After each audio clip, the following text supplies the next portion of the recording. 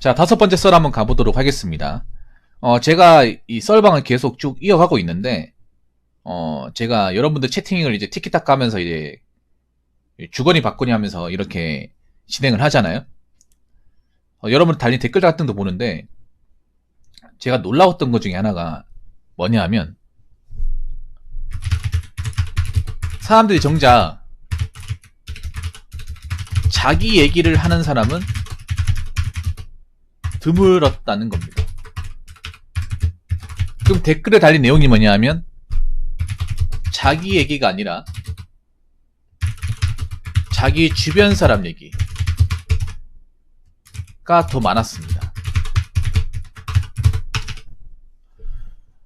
물론 인간이 혼자만으로 살아갈 수는 없죠. 살다 보면 이렇게 이런저런 인연도 있고, 학교 다니면서 만난 인연, 사회생활하면서 만난 인연, 아니면 혈연으로 이루어진 사촌간 분명히 있습니다. 있는데, 근데 저는 그런 주변 사람들 인생보다 내 인생이 더 소중하다고 생각하거든요. 저는 제 인생이 제일 소중합니다.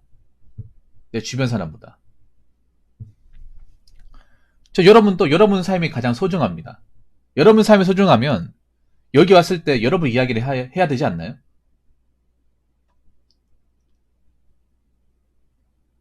근데 왜 여러분 이야기보다 여러분 주변에 아니면 남 얘기가 더 많이 보이죠?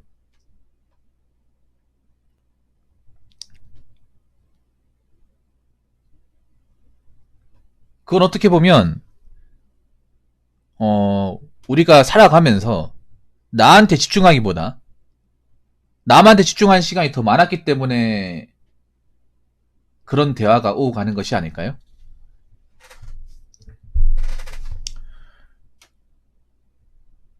평소에 남의 신경 쓰다 보니까 정작 나에게 신경 쓰지 못하고, 남에 대해서는 아는 게 많은데 정작 나에 대해서는 아는 게 없고, 그러다 보니까 이런 썰방 같은데 자유롭게 도란도란 얘기하는 이 와중에도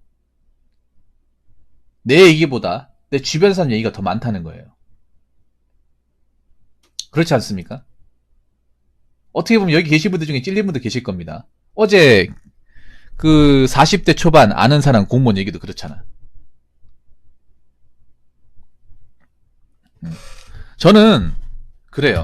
저는 누구보다 여기 오신 분들은 여러분 자신의 인생에 관한 이야기를 해 주셨으면 좋겠어요. 왜냐? 그만큼 여러분 인생의 애착이 크다는 증거니까. 그만큼 여러분 인생에 대한 관심이나 열정이 높으니까. 오늘하고 어제 오신 그 군인님 같은 경우에도 보면 그런 거예요. 본인 자신의 얘기만 해요. 보통 본인 자신의 얘기만 하시는 분들이 자존감이 높아요. 왜냐? 내가 그만큼 내 자신의 인생에 대해서 아는 게 많고 관심도 높고 힘들지만 나는 만족하면서 살아가고 있기 때문에. 어떻게 보면 좀 그런 거예요. 여러분들이 내 얘기를 하는 게 아니라 내 주변 사람들 얘기, 남의 얘기를 많이 한다는 것은 어떻게 보면 본인 인생이 만족스럽지 않으니까.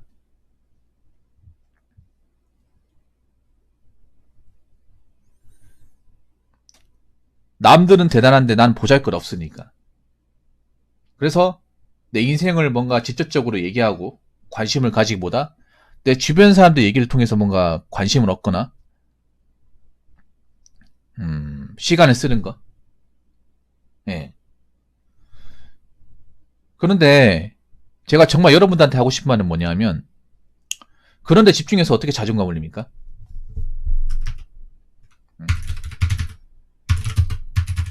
남의 이야기에 관심 가져서 어떻게 본인의 자존감을 올리겠다는 겁니까?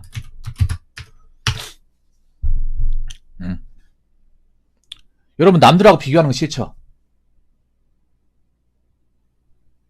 주변 사람들이 나랑 비슷한 나이대 누군가를 비교하는 거 싫죠?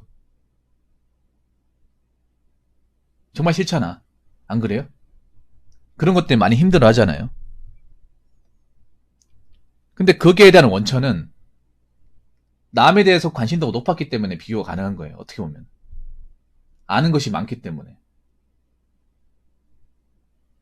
오랫동안 지켜봤기 때문에. 여러분들 부모님이 가장 많이 하는 것 중에 하나가 여러분들하고 비슷한 나이대에 뭐 옆집에 사는 내 또래나 아니면 사촌 이런 사람과 많이 얘기하지 않습니까? 그 왜 얘기를 하겠어요?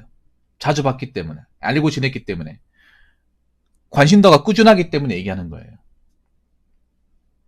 왜냐하면 비교라는 것도 굉장히 많이 알고 있어야 얘기할 수 있지 모르면 얘기 못합니다.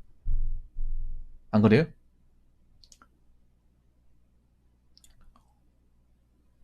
왜 주변에 왜 엄친 아들 있잖아. 그 엄친 아들이 보통 부모님들이 관심이 굉장히 높아요. 내 자식도 아닌데.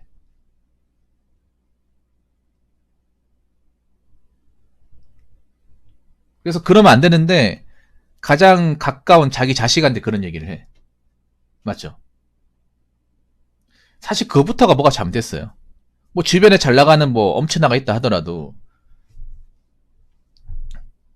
그 애는 나름대로 인생이 있고 내 자식은 내 자식 나름대로 인생이 있잖아요. 안 그래요? 그 친구가 공부를 잘했다고 해서 상대적으로 공부를 못하는 자식에 대해서 뭐라 할 이유는 없잖아. 안 그래요?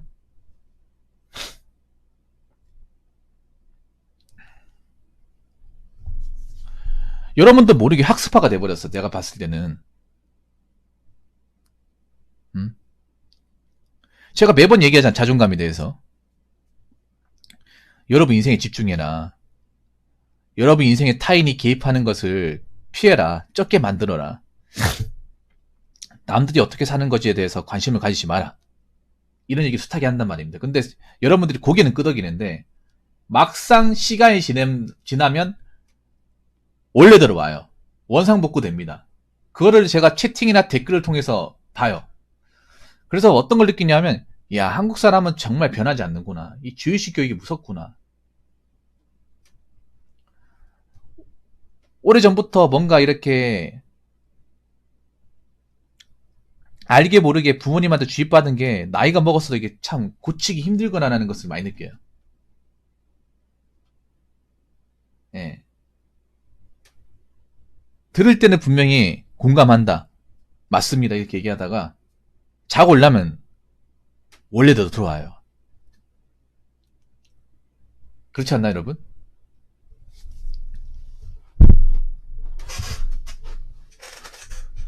그러면 좀 바뀌어야 되지 않을까요? 좀 많이 개선해야 되지 않을까? 솔직히 나는 여러분들이 지금 더 불행하다 생각해요. 예전에 비해서. 문명의 혜택은 좀 발달했지 모르겠지만 스마트폰이 생기면서 훨씬 더 많이 불행했어. 왜냐하면 스마트폰이 생기면서 남의 인생에 너무 관심을 너무 많이 가져. 원래 같으면 여러분 생각해보세요. 스마트폰이나 SNS 발달하기 전까지는 내가 직접적으로 보는 사람 아니면 그 외의 사람들은 관심 밖이었습니다. 알 방법이 없었어요. 안 그렇습니까? 그런데 뭐 싸이월드를 필두로 해가지고 그 뒤에 파생된 페이스북, 인스타그램, 틱톡 이런 것들 너무나 당연하게 쓰다 보니까 나랑 근처에 살지도 않고 웬만한 복이 있는 사람의 일상도 너무나 많이 보게 된다는 거예요. 만약에 그런 걸 많이 봐서 내 일상에 도움이 되고 살아가는 원동력이 되면 모르겠어요. 근데 안 되니까 문제잖아. 괜히 있잖아, 막 열심히 살고 내 딴에는 그래도 내 환경에서 그래도 고군분투하면서 나름 치열하게 살고 나쁘다고 생각하지 않는데 왜 SNS에 뭐 내보다 잘 나가는 사람, 나보다 좋은 차, 나보다 좋은 집에서 사진 찍힌 거 몇 장 확인하면 분명히 얘가 나랑 비슷한 사람이었는데 왜 난 이거밖에 안 되지 하면서 반문하잖아. 그러면서 그런 것도 많이 보면서 어떻게 되냐면 내 얘기보다 그 사진에 있는 그 당사자 얘기를 더 많이 해요. 여러분 대화 같은 거 보면 그런 내용이야. 그 친구 페이스북 보니까 이번에 결혼한다고 하던데, 아니 이번에 어디 갔다 왔다고 하던데. 그런 얘기를 더 많이 해. 예전보다 훨씬 더 많이 해요. 그래서 최근에 와서는 오히려 어떤 분들은 그런 분들도 있어. 자기 얘기를 아예 할지도 모르는 분들이 있어요. 네. 남의 신경을 많이 쓰다 보니까.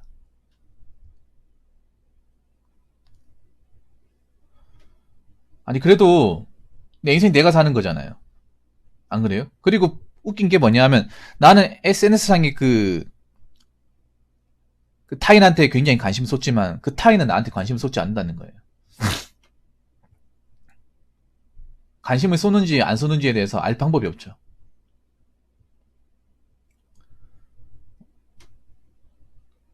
솔직히 저는 그래. 그 SNS 사진 몇 장 올라온 거 가지고 어떻게 판단을 해요? 그 사람의 인생의 모든 것을. 여러분 한국 사람들 SNS에 잘 나온 거든 못 나온 거든 기쁜 거든 슬픈 거든 다 올립니까? 희노애락을 다 올리나요? 보통 즐겁고 기쁘고 그런 거 올리지 않습니까?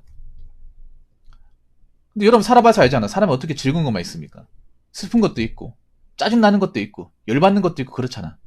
근데 어떻게 된 게 SNS에 있는 사람들은 무슨 낙천주의자들만 모인 것 같아.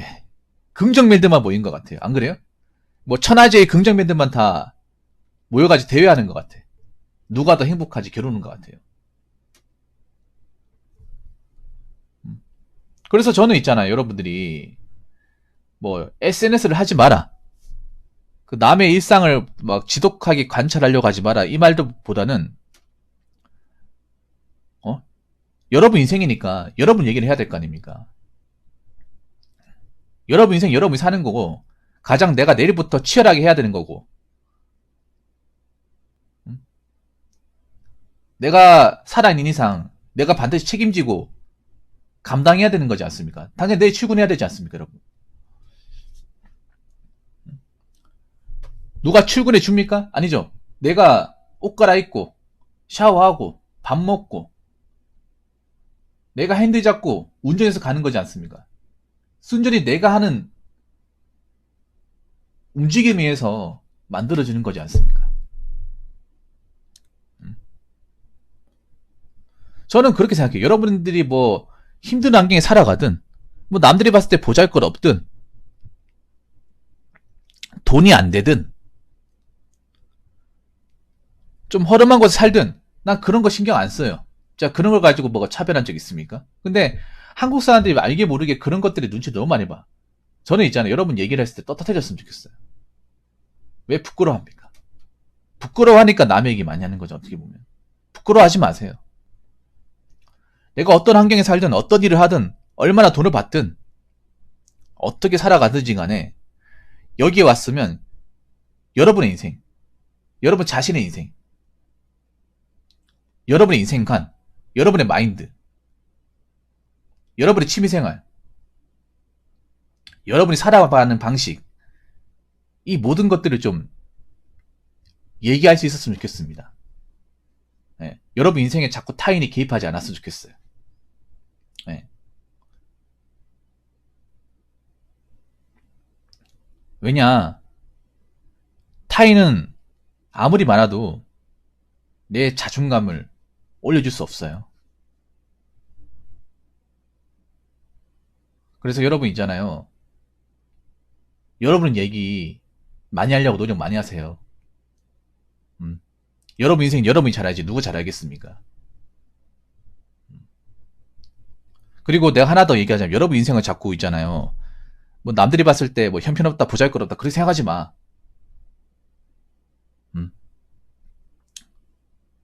자꾸 껍데기만 봐가지고 껍데기 꿀린다고 주눅들 필요 없어요.